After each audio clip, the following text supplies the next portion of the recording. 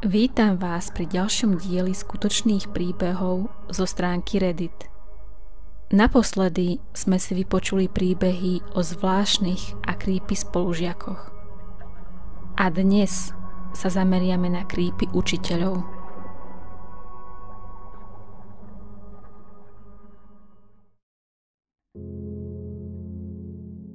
Moja učiteľka v 6. triede. Budem ju volať pani M. Bolo to cirka pred 12 rokmi. V tej škole už viac nepracuje. Neviem síce, čo mohlo motivovať dospelú, takmer 50-ročnú ženu, aby trápila a psychicky mučila deti. Možno to bola len úbohá stará krava, ktorá bola ako dieťa lúzer a tak zhadzovala ostatných, aby sa cítila lepšie. Ale to, ako sa správala ku mne, a evidentne aj k iným, bolo nielen neprofesionálne, ale hlavne kruté a malo to svoje následky. Predtým som bola dobrou študentkou. Pani M už učila pár mojich rodinných príslušníkov, no všetci moji súrodenci či bratranci a sesternice boli veľmi živé deti. A keď som prišla na rad ja, tak asi som bola tou, na ktorej si vybila zlosť. Bola som trošku utiahnutá, poslušná a teda pre ňu perfektný terč. Pani M ma ponižovala za každým, keď mala možnosť. Vyvolala ma k tabuli a pred celou triedou mi hovorila, že som hlúpa, škaredá, smrdím, že som idiot a s mojimi neoholenými nohami vyzerám ako chlapec. A rozprávala so mnou ako so psom.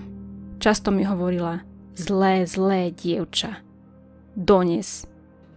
A keď som urobila, čo mi kázala: dobre dievča. No najhoršie bolo, že podporovala ostatné deti, aby si zo mňa robili srandu a osočovali ma. Tým ma úplne izolovala od všetkých. Začala som sa báť akejkoľvek interakcie s ňou. Bála som sa aj svojich spolužiakov. Jeden chlapec z triedy bol ku mne hnusný a tak som po ňom hodila ceruzku. No potom sa ku mne ostatné deti správali ešte horšie. A tak som to len v tichosti znášala.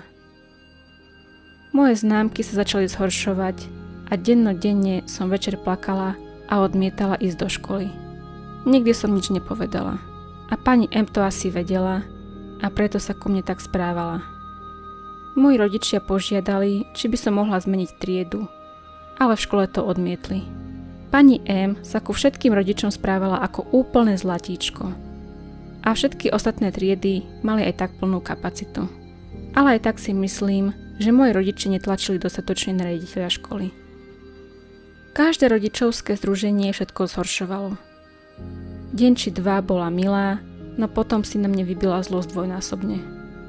Všetko som to však znášala, aby som v tej triede prežila. Pred Vianocami urobila všetkým deťom horúcu čokoládu. Keď sa náhle otočila ku mne a podala mi môj pohár, zľakla som sa a obliala si celú nohu. Bola to moja vina. No namiesto toho, aby sa spýtala, či som sa nepopálila, na mňa začala vrieskať, aby som tú škvrnu momentálne vyčistila. Nedovolila mi zavolať domov a ísť si pre čisté oblečenie. A tak som len ignorovala bolesť od spáleného miesta a urobila, čo mi kázala. Celý deň v škole ma neskutočne bolela celá noha, ale bála som sa ozvať. Keď som prišla domov a dala si dole pančuchy, moja noha bola celá červená od popálenia. A až vtedy sa moja mama za mňa konečne postavila. Po vianočných prázdninách bola pani M ku mne milá ako med a privítala ma so slovami: Zlatko, prečo si mi nepovedala o svojej zranenej nohe? Bolo to až tak prehnane milé, že som sa vydesila. Myslela som si, že je to nejaká pasca. Ale na moje prekvapenie to vydržalo asi 2 týždne. Potom ku mne nebola až taká zlá ako predtým, ale dostatočne na to, aby to zničilo moje sebavedomie. V posledný školský deň sa so mnou odmietala vyfotiť. Chcela som mať jej fotku, ktorú by som potom značením spálila.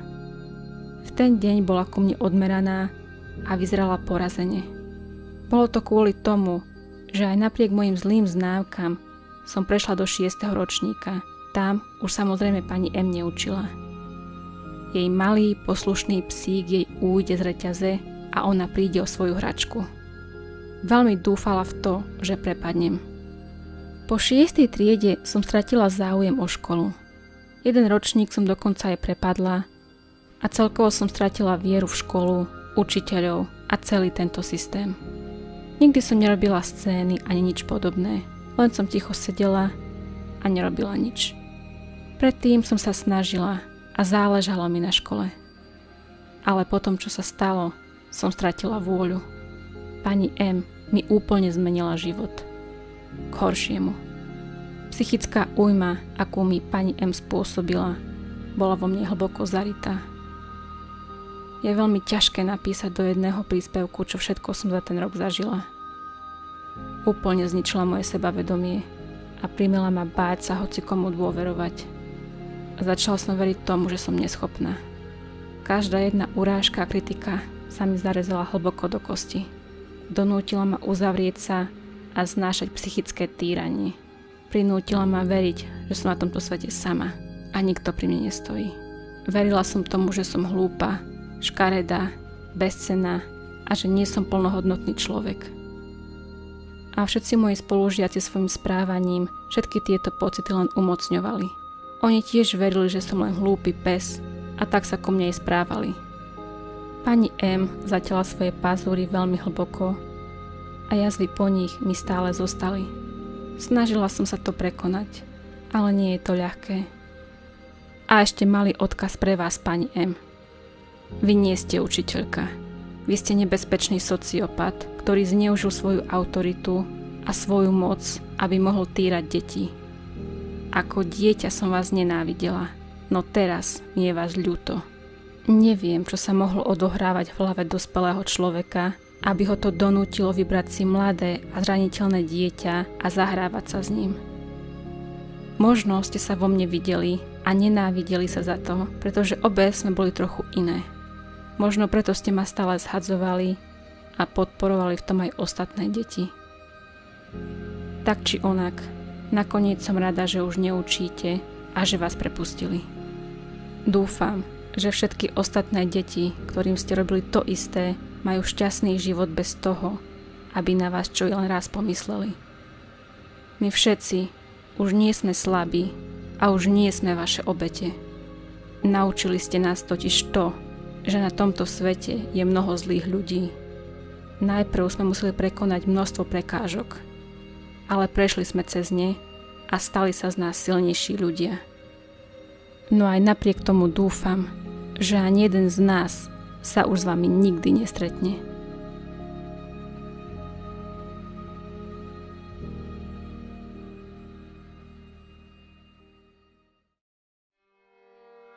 Strašidelný učiteľ huslí. Mala som asi 5 rokov a moji rodičia sa rozhodli, že budú svoje deti vychovávať typickým čínskym stereotypom. Tlačili ma, aby som začala hrať na hudobný nástroj. No nie len tak hociaký hudobný nástroj. Musel to byť klavír alebo husle.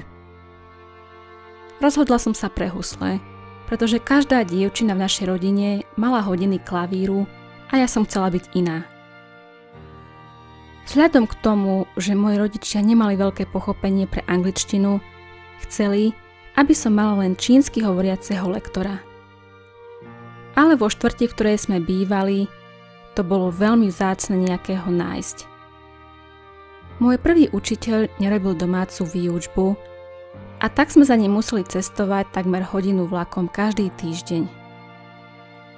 Bolo to dosť nákladné a môj učiteľ nemal ani veľa trpezlivosti s uplakanou 5-ročnou dievčinou. Preto sa moji rodičia rozhodli nájsť niekoho iného. V tom sa objavil pán Chen. Vtedy som mu typovala okolo 30-ky. Bol lacný a robil aj domácu výučbu, takže moji rodičia boli nadšení. Pán Chen bol veľmi príjemný a ako dieťa som si myslela, že je to najlepší človek na svete. Kedykoľvek prišiel, vždy mi dal nejakú sladkosť a objal ma, keď skončila lekcia. Bolo tam však pár vecí, na ktoré, keď si s odstupom času spomeniem, boli dosť znepokojujúce. Častokrát sa na mňa úprane pozeral bez myhnutia oka. Niekedy som mala pocit, že mi hľadí rovno do duše. A stále, keď som urobila niečo zlé, namiesto toho, aby mi to povedal, mi to musel ukázať. Napríklad nepovedal, daj prst na strunu E, ale postavil sa za mňa a ten prst mi tam posunul. Ako by chcel stále využiť príležitosť, aby sa ma mohol dotknúť. Od postavenia prstov na strunách cez držanie tela a hlavy. Vtedy som to vôbec neriešila, pretože som bola dieťa a myslela som si, že to takto má byť. Koniec koncov, pán Chen bol skvelý učiteľ a ja som sa pri ňom toho veľa naučila. Jedného dňa však pán Chen prestal chodiť na hodiny a moji rodičia mi museli nájsť iného lektora. Plakala som a robila som scény, lebo som si myslela, že pán Chen je najlepší na svete. Ale moji rodičia mi odmietli vysvetliť, prečo k nám prestal chodiť. Až o niekoľko rokov neskôr, keď na to náhodou došla reč, mi rodičia prezradili pravdu. Pán Chen bol zatknutý za obťažovanie jednej zo svojich študentiek. A tá dievčina bola v tom istom veku, ako vtedy ja.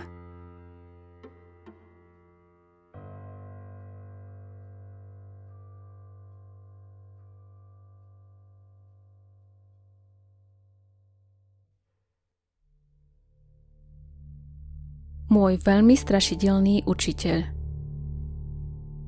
Zo všetkých dievčat v škole som bola najvyzretejšia. A tak som si od 7. ročníka vypočula na svoju adresu množstvo uštipačných poznámok. Úplne som stratila seba dôveru. Nebola som vôbec spoločenská, bola som plachá a nemala som žiadnych kamarátov.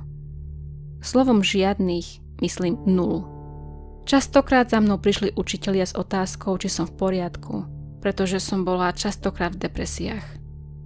Môj učiteľ angličtiny, budeme ho volať pán Z, mal tie najstrašidelnejšie modré oči a jeho úsmev bol ešte strašidelnejší. Prvý deň v škole sa nás všetkých spýtal, ako sa voláme, aký je náš najobľúbenejší predmet a tak ďalej. Keď ma vyvolal, hovorila som veľmi potichu, pretože na mňa všetci hľadeli, čo ho rozosmialo. Zvykol ma volať Srdiečko. V polovici roka som si všimla, že ma začal favorizovať a čo iným často nedovolil alebo zakázal, ja som mala povolené.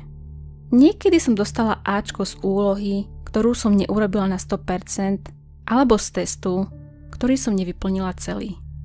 Ale nesťažovala som sa, lebo som potrebovala dobré známky ako soľ. Ako školský rok pokračoval, uvedomila som si, že mi nikdy nepozrel do očí. Zízal mi len na hruď, ktorú som mala samozrejme obdarenú, alebo na nohy. A keď sa mi už aj niekedy pozrel do očí, nežmurkal, len na mňa úprene pozeral. Bolo to strašidelné. Ku koncu roka ma sem tam požiadal, aby som cez obednejšiu prestávku prišla za ním do kabinetu a pomohla mu oznámkovať písomky. Občas mal pustený film, ktorý šiel v pozadí na jeho notebooku. No za každým, keď som vošla, mal ho pauznutý na nejakej milostnej scéne. Občas sa ma spýtal, či nechcem ten film dopozerať a tým som sa mohla uliať ďalšie hodiny.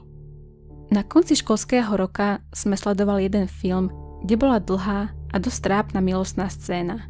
Položil mi ruku na nohu a zasmial sa. Čo skoro to skončí? A celý čas mi tam tú ruku držal. No našťastie zazvonilo a ja som odišla. Ani som sa nerozlúčila.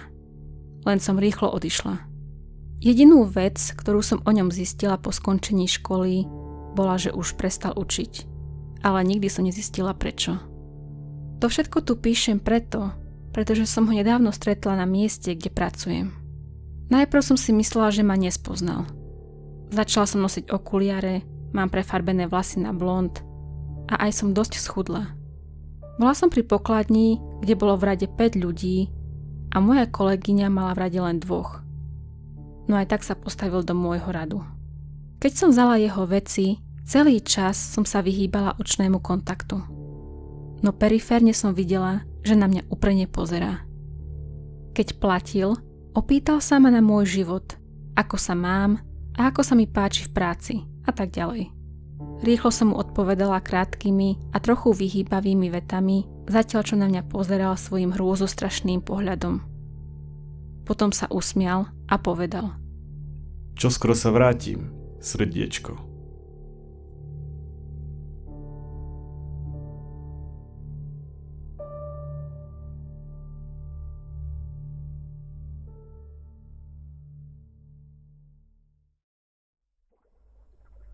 Musím sa priznať, že v škole som mala šťastie a žiaden z mojich učiteľov nebol creepy a nenaháňal mi strach. No žiaľ, nie každý má šťastie na dobrých učiteľov. A čo vy? Narazili ste niekedy na creepy učiteľa? Ja dúfam, že sa vám dnešné video páčilo a my sa vidíme na budúce.